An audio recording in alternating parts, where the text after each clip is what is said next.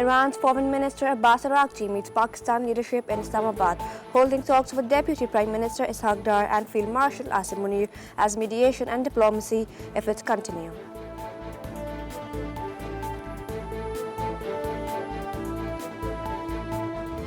The President has decided to dispatch Special Envoy Witkoff and Jared Kushner back to Islamabad. The Iranians want to talk. They want to talk in person, and so the President is, as I've said many times to all of you, always willing to give diplomacy a chance. So Steve and Jared will be heading to Pakistan tomorrow to hear the Iranians out. We hope progress will be made, and we hope that positive developments will come from this meeting. White House Press Secretary Caroline Leavitt says Steve Witkoff and Jared Kushner will travel to Pakistan on Saturday for talks with Iran as efforts continue to restart negotiations following earlier statement.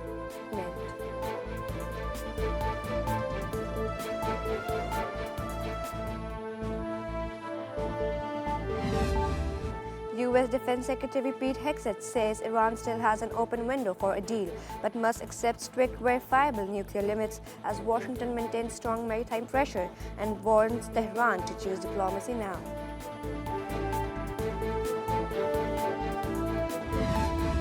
Iran's Foreign Ministry spokesperson Ismail Bakai says any talks with the U.S. must now focus on ending the war, compensation and sanctions relief, declaring the nuclear issue is no longer the main priority after conflict.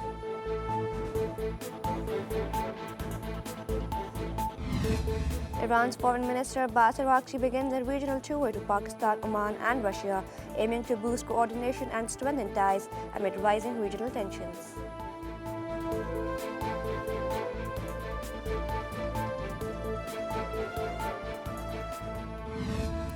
President Donald Trump targets a China-based refinery and around 40 shipping firms over Iranian oil, raising pressure on Tehran and tensions with Beijing ahead of planned talks with China.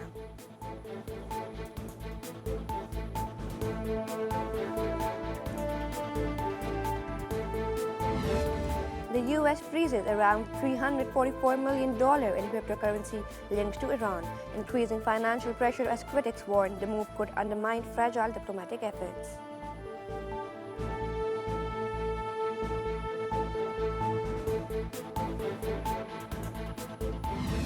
Iran's Parliament Speaker Mohammad Bagher Ghalibaf warns over U.S.-linked asset swaps as Washington backs dollar support to UAE to stabilize markets amid rising geopolitical tensions.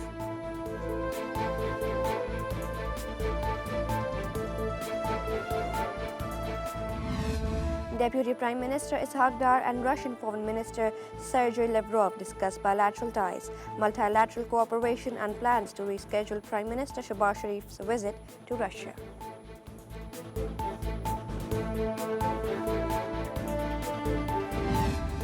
The government sharply raises fuel prices with petrol and diesel both up to 26.77 per litre, pushing petrol to 393.33 rupees and adding fresh pressure on transport and inflation.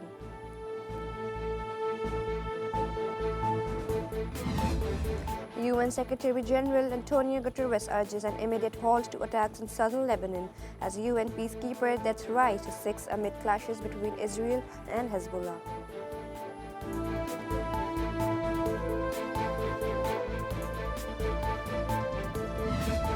Argentina reasserts sovereignty over the Falkland Islands, with President Javier calling for negotiations with the UK as tensions over the disputed territory continue.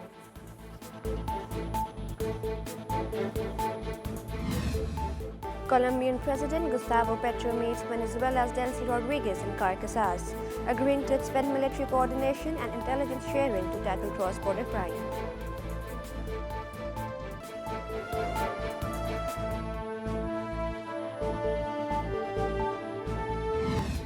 China's Canton Fair spotlights green and smart living, with AI home technology, eco-friendly products and global retailers gathering in Guangzhou as Beijing pushes leadership in future consumer markets.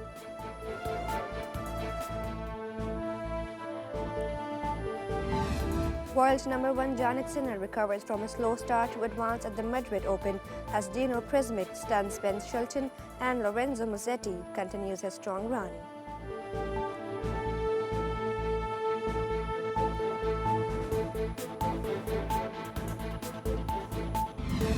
And Sebastian Ogier leads Rallies Las Canarias after 5 stages, holding an advantage over teammate Oliver Solberg as Toyota dominates with 5 drivers in the top position.